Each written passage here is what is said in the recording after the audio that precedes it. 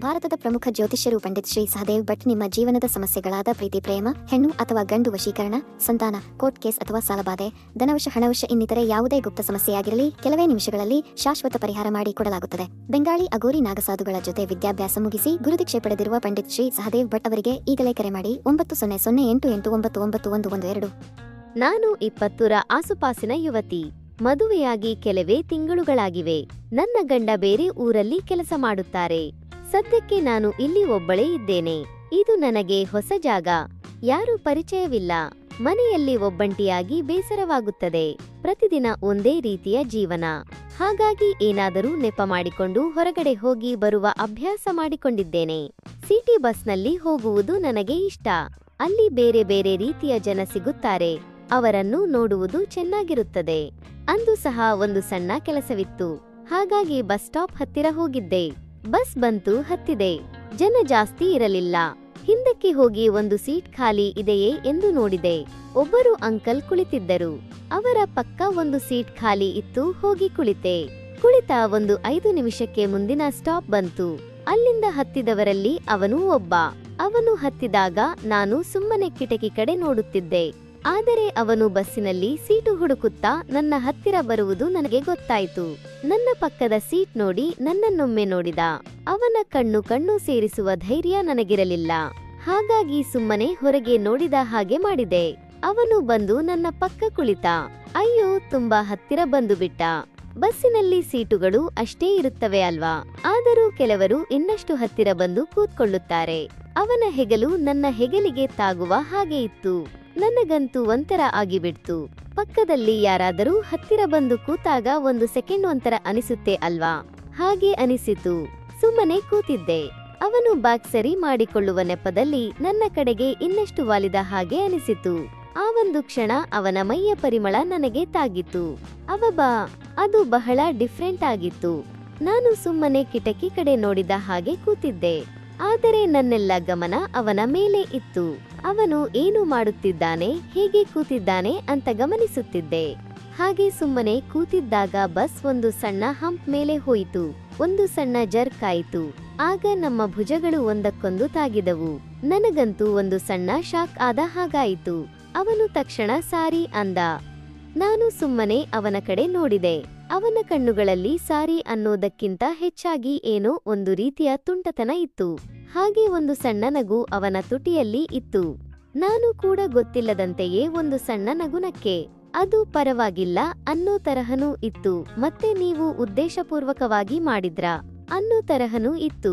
ನಮ್ಮ ಕಣ್ಣುಗಳು ಒಂದಕ್ಕೊಂದು ಮಾತನಾಡಿದ ಹಾಗಾಯಿತು ಆ ಒಂದು ಕ್ಷಣ. ಆ ನಗು ಅದು ಬಹಳ ಡಿಫ್ರೆಂಟ್ ಫೀಲಿಂಗ್ ಕೊಡ್ತು.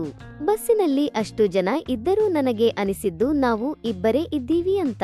ಆ ಮೊದಲ ನೋಟ, ಆ ಸಣ್ಣ ಸ್ಪರ್ಶ, ಆ ತುಂಟನಗು ಅದು ಆ ಬಸ್ ಪಯಣವನ್ನು ವಿಶೇಷವಾಗಿ ಮಾಡ್ತು.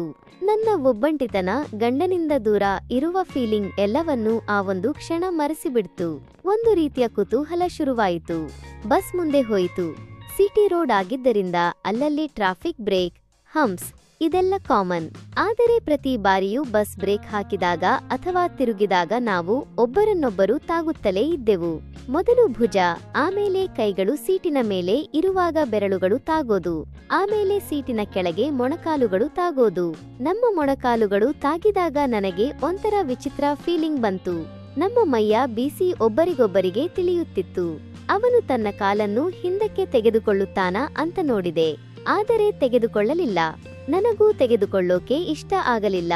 ಸುಮ್ಮನೆ ಹಾಗೆ ಬಿಟ್ಟಿದ್ದೆ. ಆ ಸಣ್ಣ ಸ್ಪರ್ಶ, ಅದು ನಮ್ಮ ನಡುವೆ ಏನೋ ಒಂದು ರೀತಿಯ ಕರೆಂಟ್ ಹರಿಸಿದ ಹಾಗಾಯಿತು. ಅವನು ನನ್ನ ಕಡೆ ತಿರುಗಿ, ಈ ರೋಡ್ ಬಹಳ ಕೆಟ್ಟದಾಗಿದೆ ಅಲ್ವಾ ಅಂತ ಮಾತು ಶುರು ಮಾಡಿದ. ಹೌದು, ಡ್ರೈವರ್ ಕೂಡ ಸ್ವಲ್ಪ ಸ್ಪೀಡ್ ಓಡಿಸುತ್ತಾರೆ ಅನ್ಸುತ್ತೆ ಅಂತ ನಾನು ಹೇಳಿದೆ. ಹೌದು, ಹೀಗೆ ಜರ್ಕ್ ಆದಾಗ ಪಕ್ಕದಲ್ಲಿರೋರಿಗೆ ತೊಂದರೆ ಆಗುತ್ತೆ ಅಂದ ಅವನು. ನಾನು ಅವನ ಕಣ್ಣು ನೋಡಿ ನಕ್ಕೆ. ಕೆಲವು ಸಾರಿ ತೊಂದರೆ ಆದರೂ ಪರವಾಗಿಲ್ಲ ಅನಿಸ್ತಲ್ವಾ ಅಂತ ಕೇಳಿದೆ. ನನ್ನ ಮಾತಿನ ಅರ್ಥ ಅವನಿಗೆ ಗೊತ್ತಾಯಿತು. ಅವನ ಮುಖದಲ್ಲಿ ಮತ್ತದೇ ತುಂಟನಗು ಬಂತು. ಹೌದು, ನಿಮಗೆ ಇಷ್ಟ ಅನ್ಸುತ್ತೆ ಹಾಗಾದ್ರೆ ಜರ್ಕ್ ಆಗೋದು ಅಂತ ಅವನು ಡಬಲ್ ಅರ್ಥದಲ್ಲಿಯೇ ಹೇಳಿದ. ನನಗಂತೂ ಸಾಲ್ವ್ ಆರ್ಟ್. ಅಯ್ಯೋ, ತುಂಬಾ ಹತ್ತಿರ ಬಂದು ಬಿಟ್ಟ. ಇವನು ಸೀದಾ ಸಾದ ಇಲ್ಲಪ್ಪ ಅಂತ ಅನಿಸ್ತು. ಸನ್ನಿವೇಶದ ಮೇಲೆ ನಿಂತಿದೆ ಅಲ್ವಾ? ಅಂತ ಮತ್ತೊಂದು ಡಬಲ್ ಅರ್ಥದ ಬಾಣ ಬಿಟ್ಟೆ. ನಮ್ಮ ಮಾತುಕತೆ ಹೀಗೆ ಡಬಲ್ ಅರ್ಥಗಳಲ್ಲೇ ಸಾಗುತ್ತಿತ್ತು. ಮಾತಾಡುವಾಗ ಅವನು ಸ್ವಲ್ಪ ನನ್ನ ಕಡೆಗೆ ವಾಲುತ್ತಿದ್ದ. ಅವನ ಉಸಿರು ನನ್ನ ಕೆನ್ನೆಗೆ ತಾಗುತ್ತಿತ್ತು. ಆ ಬಿಸಿ ಉಸಿರು ನನಗೆ ಒಂಥರ ಫೀಲಿಂಗ್ ಕೊಡ್ತಾ ಹೋಯ್ತು. ನಾನು ಸಹ ಬಸ್ಸಿನ ಶಬ್ದದಿಂದ ಸರಿಯಾಗಿ ಕೇಳಿಸಲ್ಲ ಅನ್ನೋ ನೆಪದಲ್ಲಿ ಅವನ ಕಡೆಗೆ ಇನ್ನಷ್ಟು ಹತ್ತಿರವಾಗುತ್ತಿದ್ದೆ. ಆ ಒಂದು ಹತ್ತಿರದಿಕ್ಕೆ ಆ ಬಸ್ನೊಳಗಿನ ಸೀಮಿತ ಜಾಗದಲ್ಲಿ ಅದು ಬಹಳ ಆಕರ್ಷಕವಾಗಿತ್ತು.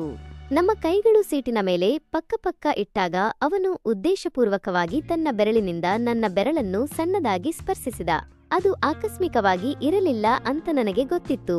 ಆ ಸ್ಪರ್ಶ ಅದು ಒಂದು ಸಣ್ಣದಾಗಿತ್ತು, ಆದರೆ ನನ್ನ ಮೈಯಲ್ಲಿ ಸಂಚಲನ ಮೂಡಿಸಿತು. ನಾನು ನನ್ನ ಕೈಯನ್ನು ತೆಗೆಯಲಿಲ್ಲ, ಹಾಗೆ ಇರಲು ಬಿಟ್ಟೆ. ಅವನು ಮತ್ತೊಮ್ಮೆ ಸಣ್ಣ ನಗು ನಕ್ಕ.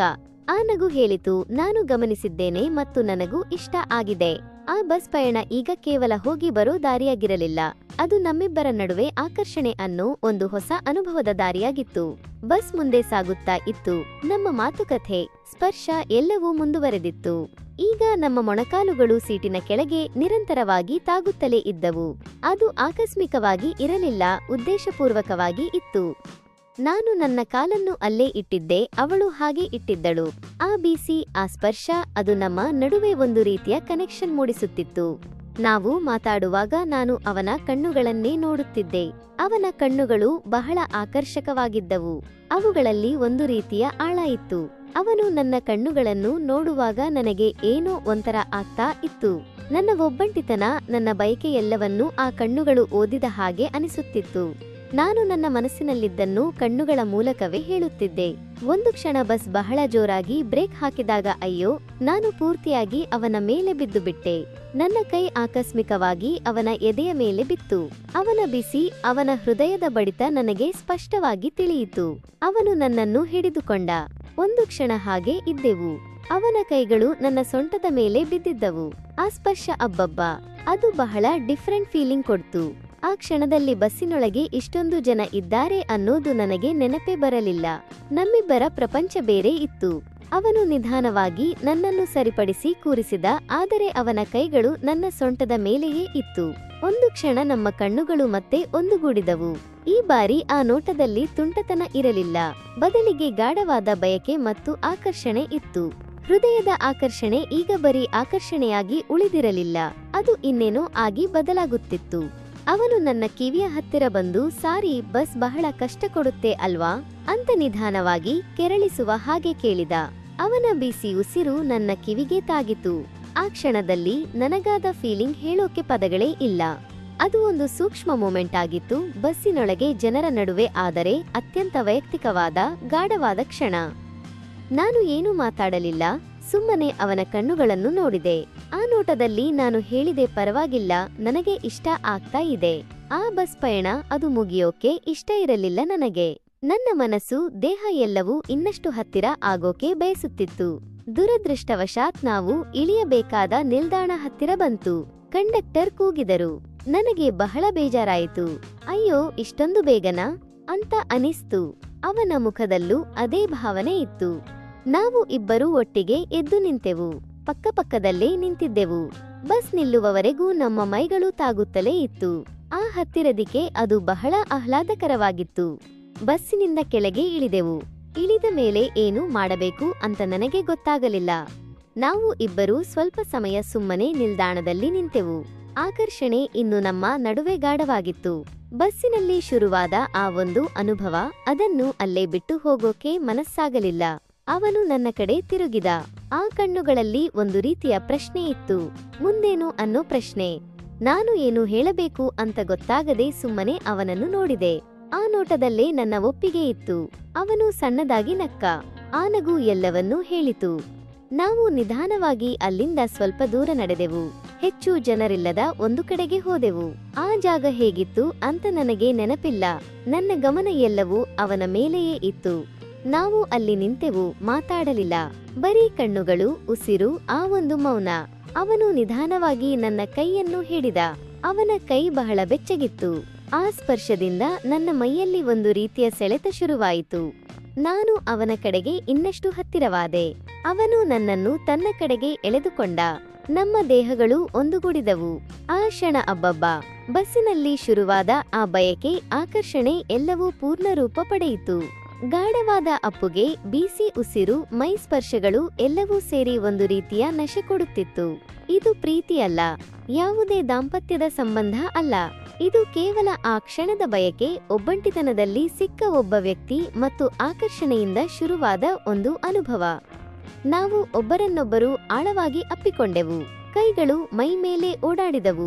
ಆಕೆಯ ಮೃದುವಾದ ಚರ್ಮದ ಅನುಭವ, ಆಕೆಯ ಉಸಿರಿನ ಶಬ್ದ, ಸಣ್ಣ ಸಣ್ಣ ನೆಟ್ಟುಸಿರುಗಳು ಇವೆಲ್ಲವೂ ಸೇರಿ ಆ ಕ್ಷಣವನ್ನು ಇನ್ನಷ್ಟು ತೀವ್ರಗೊಳಿಸಿದವು. ಮೌನದಲ್ಲೇ ಎಲ್ಲವೂ ನಡೆಯುತ್ತಿತ್ತು. ದೇಹಗಳು ತಮ್ಮದೇ ಆದ ಭಾಷೆಯಲ್ಲಿ ಮಾತನಾಡಿದವು. ಆ ಬಯಕೆ, ಆ ತೀವ್ರತೆ, ಅದು ನಮ್ಮನ್ನು ಬೇರೆ ಲೋಕಕ್ಕೆ ಕೊಂಡೊಯ್ದ ಹಾಗಾಯಿತು. ಕೊನೆಗೆ ಆ ತೀವ್ರತೆ ಇಳಿಯಿತು. ಉಸಿರುಗಳು ನಿಧಾನವಾದವು. ನಾವು ಒಬ್ಬರನ್ನೊಬ್ಬರು ಬಿಗಿಯಾಗಿ ಅಪ್ಪಿಕೊಂಡೇ ಇದ್ದೆವು. ಅಕ್ಷಯದ ತೃಪ್ತಿ ಅಬ್ಬಬ್ಬ, ಹೇಳೋಕಾಗಲ್ಲ. ದೇಹಕ್ಕೆ ಒಂದು ರೀತಿಯ ವಿಶ್ರಾಂತಿ ಸಿಕ್ಕಿತು. ಮನಸ್ಸು ಹಗುರವಾದ ಹಾಗಾಯಿತು. ಪ್ರೀತಿಯನ್ನು ಹೆಸರಿರಲಿಲ್ಲ, ಆದರೆ ಆ ಕ್ಷಣಕ್ಕೆ ಬೇಕಾದ ಎಲ್ಲವೂ ಅಲ್ಲಿ ಇತ್ತು. ಬಯಕೆ, ತೀವ್ರತೆ ಮತ್ತು ಕೊನೆಯಲ್ಲಿ ಸಿಕ್ಕ ಆಳವಾದ ತೃಪ್ತಿ. ನಾವು ಒಬ್ಬರನ್ನೊಬ್ಬರು ನೋಡಿದೆವು. ಅವನ ಕಣ್ಣುಗಳಲ್ಲಿ ತೃಪ್ತಿ ಇತ್ತು. ನನ್ನ ಮುಖದಲ್ಲೂ ಒಂದು ಮೃದುವಾದ ನಗು ಇತ್ತು. ಆ ಬಸ್ ಪಯಣ, ಅದು ನನಗೆ ಸಿಕ್ಕ ಒಂದು ಅನಿರೀಕ್ಷಿತ, ಮರೆಯಲಾಗದ ಅನುಭವವಾಗಿ ಉಳಿಯಿತು. ನೋಡಿದ್ರಲ್ಲ ಗೆಳೆಯರೇ, ಒಂದು ಬಸ್ ಪಯಣ ಹೇಗೆ ಒಂದು ಅನಿರೀಕ್ಷಿತ ತಿರುವು ಪಡೆಯುತ್ತೆ ಅಂತ. ನಮ್ಮ ಸುತ್ತಮುತ್ತಲೂ ಇಂತಹ ಕಥೆಗಳು ನಡೆಯುತ್ತಲೇ ಇರುತ್ತೆ. ಇಂತಹ ಇನ್ನಷ್ಟು ರೋಚಕ, ಮರೆಯಲಾಗದ ಅನುಭವಗಳನ್ನು ಕೇಳಲು ನಮ್ಮ ಚಾನೆಲ್ ಸಬ್ಸ್ಕ್ರೈಬ್ ಮಾಡಿ, ಲೈಕ್ ಮಾಡಿ, ನಿಮ್ಮ ಅನಿಸಿಕೆ ತಿಳಿಸಿ. ಮತ್ತೆ ಸಿಗೋಣ ಮತ್ತೊಂದು ಕಥೆಯೊಂದಿಗೆ.